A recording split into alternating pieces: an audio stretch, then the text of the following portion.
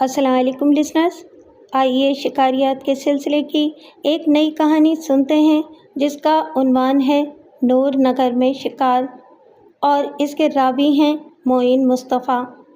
تو آئیے شروع کرتے ہیں۔ شکار وہ شوق ہے جو محمدی تو ہے ہی، زندگی کے بھی لالے پڑ جاتے ہیں۔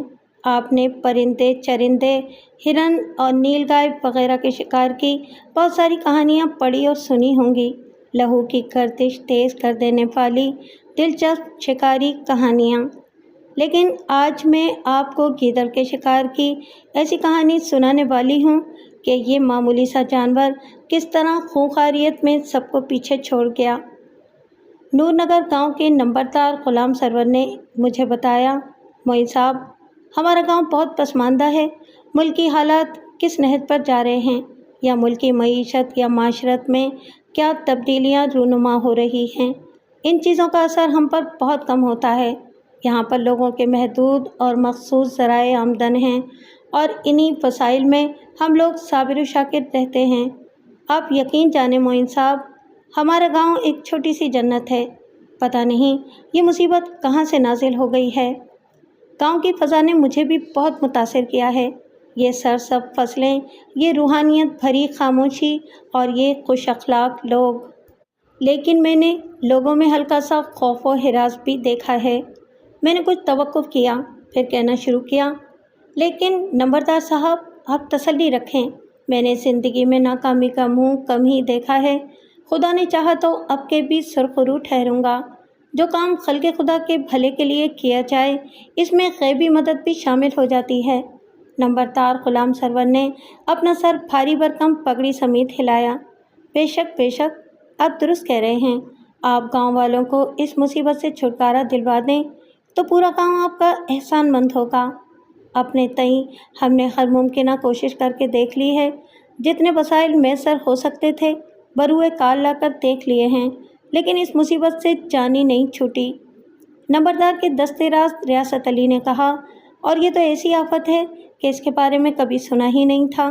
سمجھ نہیں آتی کہ یہ کیسے ہو سکتا ہے۔ نمبردار نے کہا، معین صاحب، آپ کے آرام کے لیے میں نے انتظام کر دیا ہے، اور اس کام میں تعاون کے لیے آپ کو جتنے بھی جوانوں کی ضرورت پڑے گی آپ مجھے بتا دیں۔ گاؤں کا ہر نوجوان اس مصیبت سے چھٹکارا حاصل کرنے کے لیے تیار بیٹھا ہے۔ اس کے علاوہ بھی کسی چیز کی ضرورت ہو تو بلا جھجک بتائیے گا۔ عموماً ایسے ایڈونچر میں تنہائی کیا کرتا ہوں۔ مجھے زیادہ بھیڑ بھاڑ پسند نہیں ہے، لیکن میری رائے تو یہی ہے کہ جب کوئی ایک کام کرنے کے لیے بہت زیادہ افراد ملوث ہو جاتے ہیں تو پھر کوئی نہ کوئی گڑبڑ ضرور پیدا ہو جاتی ہے۔ میں نے مسکراتے ہوئے کہا، نمبردار صاحب، مجھے یقین ہے کہ مجھے نہ تو نوجوانوں کی ضرورت پڑے گی نہ کسی اور چیز کی، تاہم حالات پر منحصر ہے کہ آگے کیا حکمت عملی اپنانی ہوگی۔ اگر مجھے کسی قسم کی مدد کی ضرورت پڑی تو میں ضرور آپ کو بتاؤں گا۔ نمبردار صاحب، غلام سرور نے جیسے سکون کی سانس لی۔ میں نے یہ بات محسوس کر لی تھی کہ نمبردار اور اہل علاقہ میری آمد پر بہت پرجوش تھے۔ انہوں نے پچھلے 3 ماہ جس خوف و ہراس میں گزارے تھے، اب انہیں مجھ جیسا تنکا بھی مسیحا لگنے لگا تھا۔ صبح اندھیرے نماز کی ادائیگی کے بعد میں گاؤں سے باہر نہر کی طرف نکل گیا تھا۔ مجھے لڑکپن سے ہی صبح خالی پیٹ 5 سے 7 کلومیٹر دوڑنے کی عادت تھی، اور یہ عادت اب اس قدر راسخ ہو چکی تھی کہ جس روز میں دوڑ نہیں لگاتا تھا سارے دن تھکا تھکا سا رہتا تھا۔ میں نے نہر کے کنارے دوڑ لگائی، اور سچ تو یہ ہے کہ مزہ آ گیا۔ ایسے میں نہر کنارے کچی سڑک پر دوڑنا اور بھی لطف دے گیا تھا۔ نمبردار غلام سرور نے خطرے کے پیش نظر مجھے تلقین کی تھی کہ میں اکیلا گاؤں سے باہر قدم نہ رکھوں، لیکن میں نے اس کی بات پر عمل نہیں کیا تھا، کیونکہ مجھے اپنی گن پر پورا بھروسہ تھا۔ میں کسی بھی خطرے سے بآسانی نمٹ سکتا تھا۔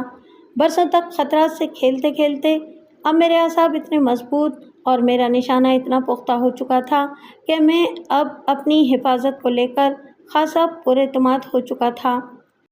دوڑ لگانے کے بعد میں واپسی کے راستے پر گاؤں کے قریب پہنچا تو میرا جسم پسینے میں شرابور تھا۔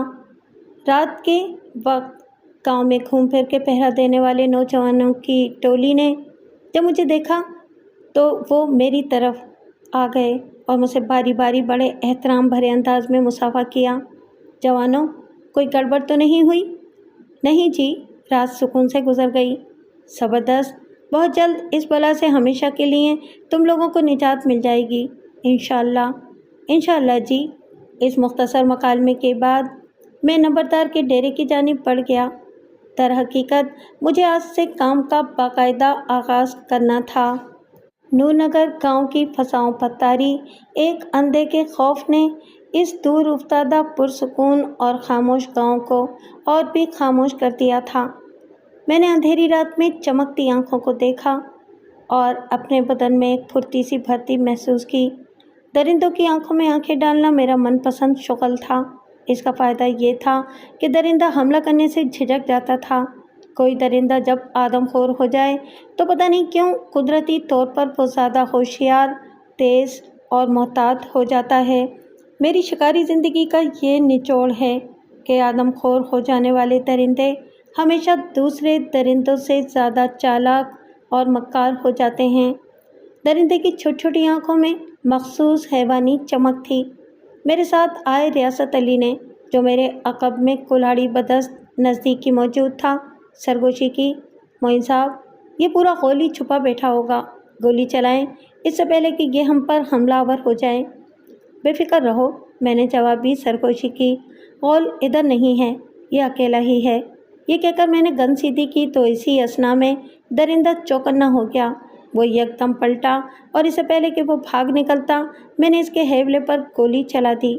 दरिंदे के हलक से चीख निकली और वो गिर गया।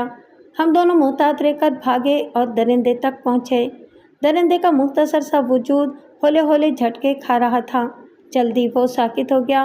मैंने इसको लात मारकर हिलाया जुलाया मगर वो हलाक हो चुका था। रियासत अली अब भी चौकन्ना होकर इधर उधर देख रहा था।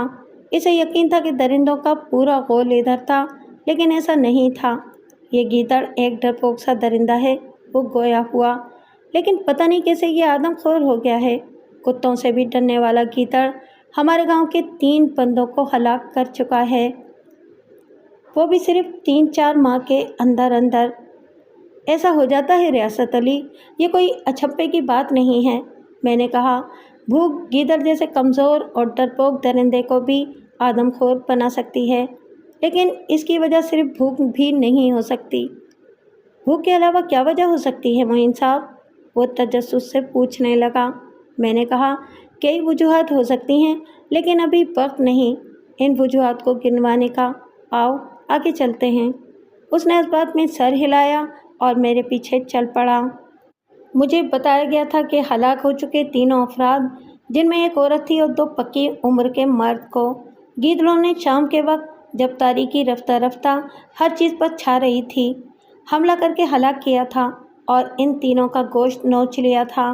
गीदड़ कौल की सूरत में नमूदार होते और इंसान को तन्हा देखकर हमलावर हो जाते थे। यहाँ पर मैं एक बात की वजाहत कर दूँ कि ये उन दिनों का किस्सा है जब घर घर में टॉयलेट नहीं होते थे। अलग सुबह या फिर शाम को मर्दों और औरतों की एक बड़ी तादाद फितरी पुकार पर फसलों और खेतों खलियानों की जानिब निकल जाती थी। यूँ ये मजबूरी अदम तहफ़्फ़ुज़ के एहसास में इजाफे का बायस बन रही थी, और अब जब भी लोग फितरी तकाज़े के लिए बाहर जाते थे, टोलियों की सूरत में जाने लगे थे और हमेशा अपनी हिफाजत के लिए कुल्हाड़ी या डांग वगैरह साथ लेकर जाते थे। गीदड़ को मार भगाना कोई मुश्किल काम नहीं है, बशर्ते कि इंसान गीदड़ों के पूरे कौल के सामने तनख्वाह और गैर मुसल्ला ना हो। अगरचे गीदड़ों के हमले का वक्त शाम या रात का था, लेकिन मैंने दिन में गांव के इर्द गिर्द दूर दूर तक घूम फिर कर देख लिया था, ताकि मुझे लोकेशन का दुरुस्त अंदाज़ा हो जाए, और वो जगह भी देख ली थी जहाँ से बदनसीब हलाक होने वाले 3 अफराद की लाशें मिली थीं। नंबरदार ग़ुलाम सरवर ने अपने ख़ास आदमी रियासत अली को मुस्तक़लन मेरे साथ कर दिया था कि जब तक मैं अपने मकसद में कामयाब नहीं हो जाता, वो मेरा ख्याल रखेगा। मज़ीद बना ये कि मैं गांव में नया था, मुझे वाक़ियतन रियासत अली जैसे किसी मकामी की ज़रूरत थी। दाना और गुर्गे बारातीता नंबरदार ने मेरे कहने से पहले ही वो तमाम इंतज़ामात मेरे लिए कर दिए थे जो ज़रूरी थे। हालत का पूरी तरह इदराक करने और अपना लाहे अमल तरतीब देने के बाद بالآخر میں نے شام سے کچھ پہلے اسلحہ تیار کیا اور ریاست علی کے ہمراہ گاؤں سے باہر نکل گیا۔ یہ گاؤں کے جنوب میں نسبتاً نشیبی اور کم زرخیز علاقہ تھا۔ یہاں پر کمی فصلیں کاشت کی گئی تھیں کیونکہ یہاں سے اچھی پیداوار حاصل نہیں ہوتی تھی۔ کہیں کہیں ریتیلے ٹیلے تھے۔ یوں کہنا موزوں ہوگا کہ دور تک ویرانہ پھیلا ہوا تھا اور ایسی گہری خاموشی پھیلی ہوئی تھی کہ باقاعدہ ہول آتا تھا۔ جب اندھیرا کچھ گہرا ہو گیا تو یہ گہرا سکوت مجروح ہو گیا۔ مختلف سمتوں سے گیدڑوں کے چیخنے پکارنے کی مخصوص آوازیں ابھرنے لگیں۔ ریاست علی نے بتایا، معین صاحب، یہاں آبادی کم ہے، دیہاتوں کے درمیان فاصلے زیادہ ہیں، ویرانے بہت زیادہ پھیلے ہوئے ہیں۔ یہی وجہ ہے کہ یہاں گیدڑ بہت زیادہ تعداد میں پائے جاتے ہیں۔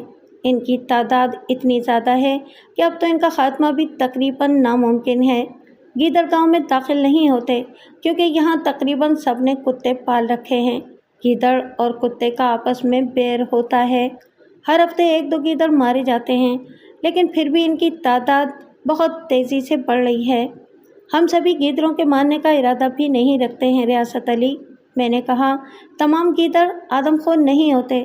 امید ہے کہ ہم نے اسی قول کا خاتمہ کر دیا تو یہ سلسلہ رک جائے گا۔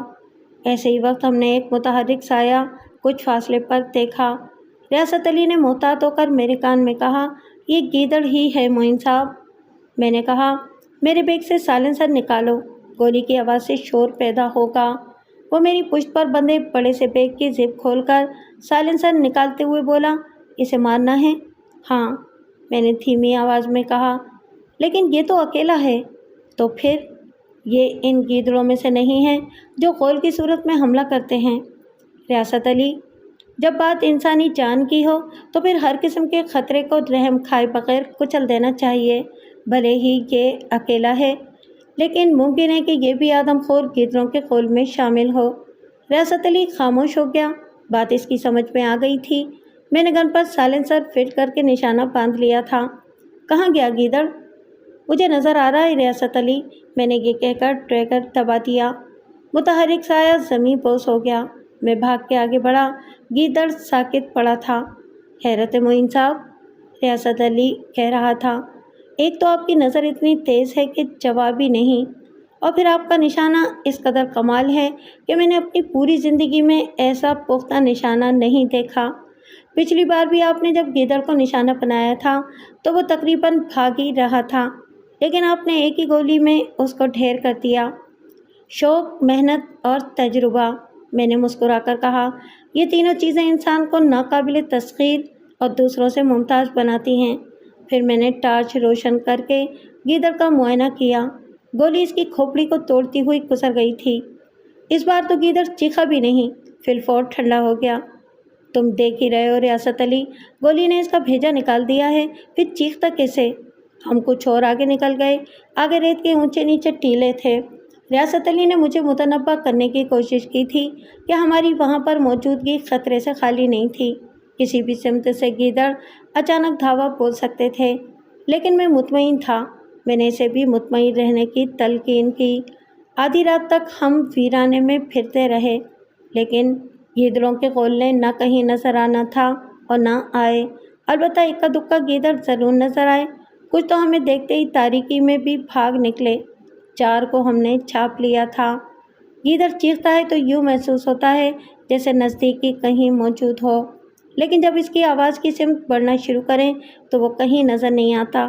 لہٰذا ہم نے آوازوں کے تعاقب سے گریز کیا اور یوں ہی ٹہلتے رہے۔ ایک جگہ ریت کے ٹیلوں کے پاس اژدھے کی پھنکاروں نے ہمیں روک لیا۔ ریاست علی نے خوف زدہ ہو کر کلہاڑی سونت لی اور سادگی سے بولا، ہمارے پاس تو ڈانگ بھی نہیں ہے۔ ڈانگ کی ضرورت نہیں ہے، میں نے کہا، اور پھر اژدھے کا نشانہ باندھنے لگا۔ ویرانے میں خاصی چاندنی پھیل چکی تھی۔ ہم ٹیلے پر سیاہ رنگ کے موٹے سے ناگ کو پھن پھیلائے پھنکارے مارتے ہوئے دیکھ رہے تھے۔ ریاست علی بولا، ناگ چاندنی میں مست ہو رہا ہے، ابھی اس کی مستی نکالتے ہیں۔ میں نے ہلکے پھلکے انداز میں بدستور نشانہ باندھنے کی کوشش کرتے ہوئے کہا، لیکن فاصلہ زیادہ تھا، نشانہ باندھنے میں دقت ہو رہی تھی۔ آؤ ریاست علی، ذرا اس کے نزدیک چلتے ہیں۔ توبہ کریں معین صاحب، وہ کالا ناگ ہے، شاید آپ کو اندازہ نہیں ہے کہ وہ کتنا خطرناک ہے۔ اسی ناگ کے بارے میں کہتے ہیں کہ اس کا ڈسا پانی بھی نہیں مانگتا۔ ویسے بھی بابا جی کہتے تھے کہ سانپ کو بلا وجہ نہیں مارنا چاہیے۔ اگر وہ آپ کو کچھ نہیں کہہ رہا تو آپ بھی اسے کچھ نہ کہیں۔ میں نے کہا نا، جو مخلوق انسان کے لیے خطرہ ہو اسے مارنے میں کوئی ممانعت نہیں۔ یہ ناگ کبھی نہ کبھی کسی نہ کسی کو تو ڈسے گا۔ پھر تو اس جیسے ان گنت سانپ یہاں پر موجود ہیں، لیکن اس وقت ہمارے سامنے صرف یہ آیا ہے۔ میں نے مسکرا کر کہا، اور اسے ہم نہیں چھوڑیں گے۔ تم یوں کرو، میرے ساتھ آؤ، تھوڑا اس کے نزدیک چلتے ہیں۔ وہ مرتا کیا نہ کرتا کہ مستاق نیم دلی سے بولا، آپ کہتے ہیں تو چلا چلتا ہوں۔ میں نے کہا، بے فکر رہو، میری زندگی کا ایک بڑا حصہ ایسی ہی جگہوں پر گزرا ہے اور میں نے ایسے بے شمار سانپ بہت دیکھے ہیں۔ جب ہم کافی نزدیک چلے گئے تو میں نے کہا کہ اب یہاں سے کوئی روڑا وغیرہ ڈھونڈو، چاندنی راتیں مل ہی جائے گا۔ ریاست علی نے ادھر ادھر گھوم پھر کے دیکھا اور پھر مٹی کا ایک درمیانی سائز کا گولا ڈھونڈ لایا۔ یہی ملا ہے جی، چلو اب اسے ناک کو مارو۔ معین صاحب، حد ہے، وہ غصے میں آ گیا تو اڑتا ہوا ہماری طرف آئے گا۔ یار، تم مجھ پر بھروسہ کر سکتے ہو۔ اس پر وہ بے بس ہو گیا۔ اس نے ہچکچاہٹ کے ساتھ مٹی کا گولا ناک کی طرف پھینکا جو ناک کو جا کر لگا۔ ناک کی پھنکاروں میں چند لمحوں کے لیے جوش سا پیدا ہوا، مگر جلد ہی وہ پہلی حالت میں آ گیا۔ ناک واقعی چاندنی میں مست ہو چکا ہے معین صاحب۔ ٹھیک کہتے ہو۔ ناک واقعتاً خوفناک لگ رہا تھا۔ کوئی کمزور دل کا بندہ اس کو دیکھ کر دہشت زدہ ہو سکتا تھا۔ ریاست علی کی حالت میرے سامنے تھی۔ بہرحال میں نے نشانہ باندھا۔ پہلی گولی چلی، پھر دوسری، پھر تیسری، اور ناک لملیٹ ہو گیا۔ اس کے بعد ہم نے ایک اور گدڑ شکار کیا۔ صبح مسجد میں اذان گونجی تو ہم گاؤں پہنچے۔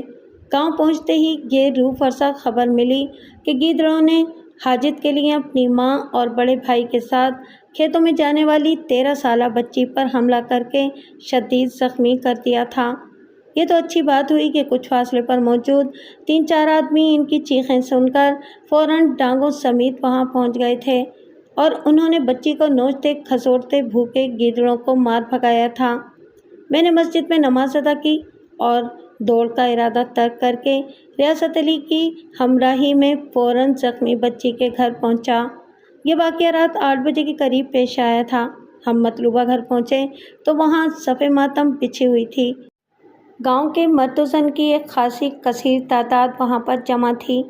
پتہ چلا کہ گاؤں کا واحد ڈاکٹر، جو دراصل فارمیسی میں ڈپلومہ رکھتا تھا اور شہر میں کئی سال تک ایک میڈیکل اسٹور پر دوائیاں بیچنے اور کچھ تجربہ حاصل کرنے کے بعد بطور کوالیفائڈ ڈاکٹر بن کر گاؤں لوٹا تھا، بچی کی وہی دیکھ بھال کر رہا تھا۔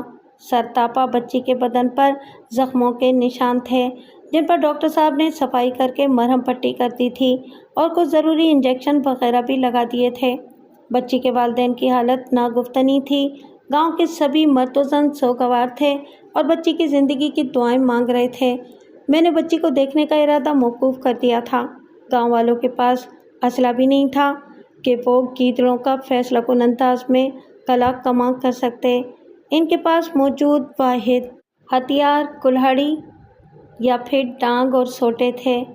میں نے ایک حکمت عملی وضع کی۔ نمبردار غلام سرور کے ڈیرے پر جا کر چند نوجوانوں کو بلوایا۔ نمبردار کے پاس 2 لائسنس یافتہ بندوقیں تھیں۔ میں نے 6 نوجوانوں کی 2 ٹولیاں بنائیں اور ان کے ذمہ یہ کام لگایا کہ وہ کلاڑیوں اور ڈانگوں کے ساتھ شام سے لے کے صبح تک گاؤں کے اطراف میں پہرا دیں گے۔